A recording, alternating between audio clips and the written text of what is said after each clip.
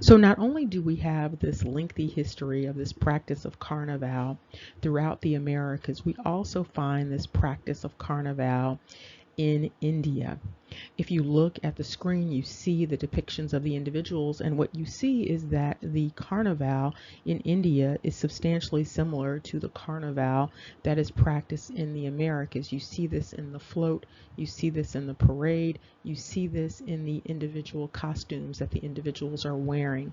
And in some instances, you see headdresses that look substantially similar to headdresses that you see in the Americas, and also specifically individuals who have identified as American Indian.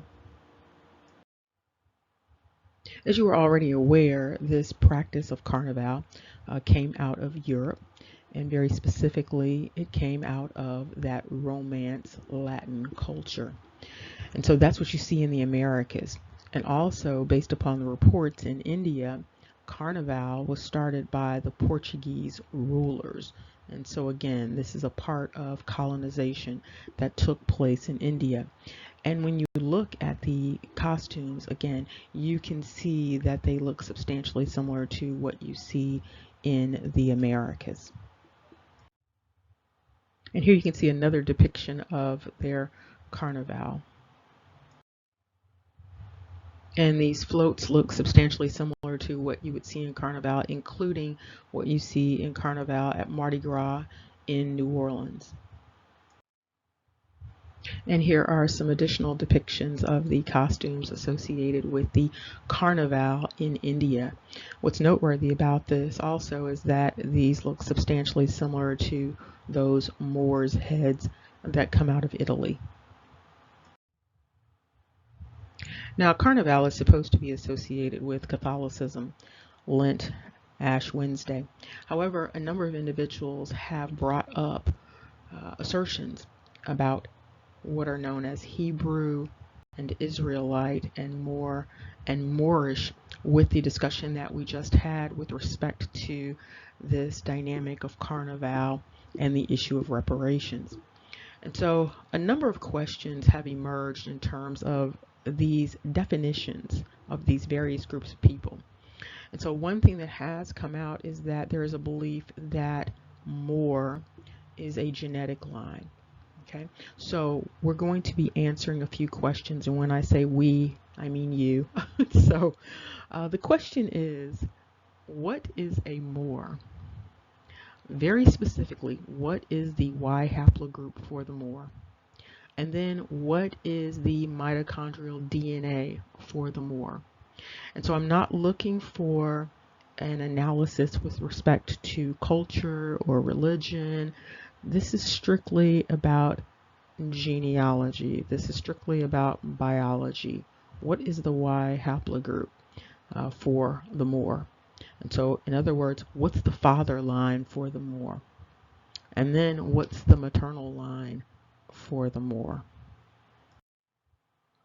And this is yet another depiction of the costumes for Carnival in India. And so not only did we have MOOR and Moorish coming up in the discussions, we also had the terms Hebrew and Israelite coming up in the discussions with respect to this Catholic Carnival tradition. And so another question is, what is a Hebrew?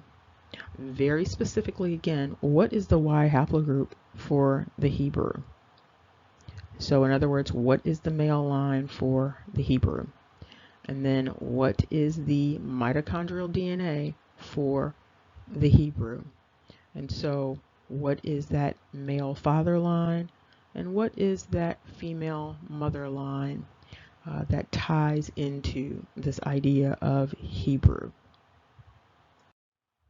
And here you see another costume depiction for the Carnival in India.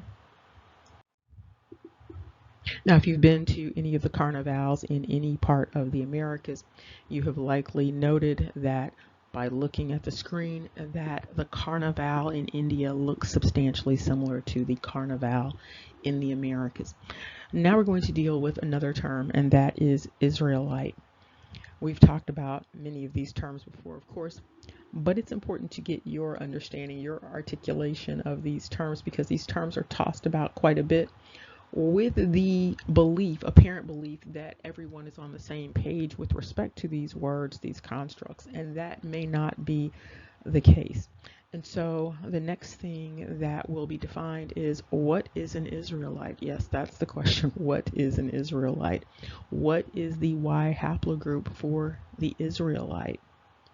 What is the mitochondrial DNA for the Israelite? In other words, what is the male father line? What is the female line for this entity known as Israelite? And now we're going to pull two terms together, okay? You could also do this with this Moorish Hebrew term that has been tossed about also. We're just going to deal with this one for now, and that is, what is a Hebrew Israelite? And so we have, what is a Moor? What is a Hebrew?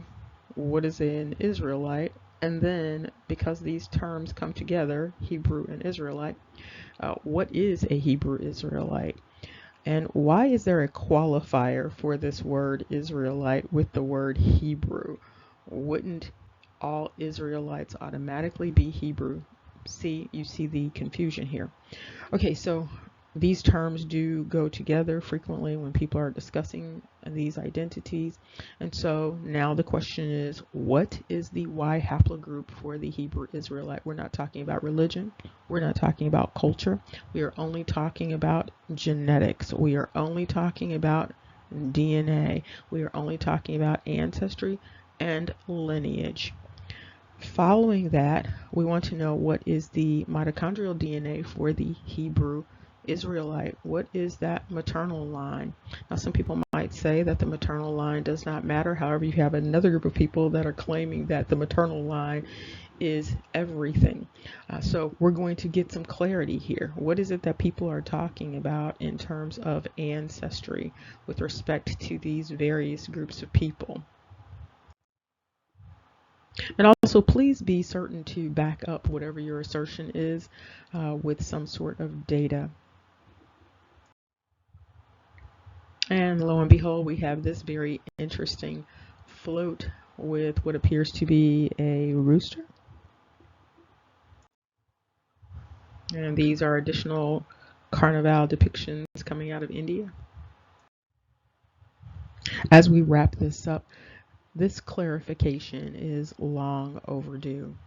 And so individuals need to be able to clearly articulate exactly what it is that they mean when they say Hebrew, when they say Israelite, when they specify Hebrew Israelite, when they indicate MOOR or assert Moorish.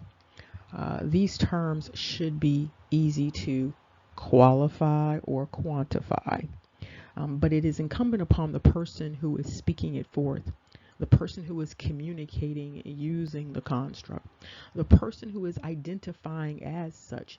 It's incumbent upon those individuals to articulate very clearly an operational definition of what all of those constructs mean. And with respect to the discussion about Carnival, slavery, reparations, identity, it's also important for people to get a better understanding of why they see a connection between all of these entities. And so basically you have Morisco-Marrano dynamic, you have the Catholic dynamic, you have the slavery dynamic, you have the colonizing dynamic, but you also have these dynamics where individuals are tying all of these things together and muddying these identities. Now, of course, part of being Morisco and Marrano is obscuring identity. It is about deception. It is about doing things in the name of other people.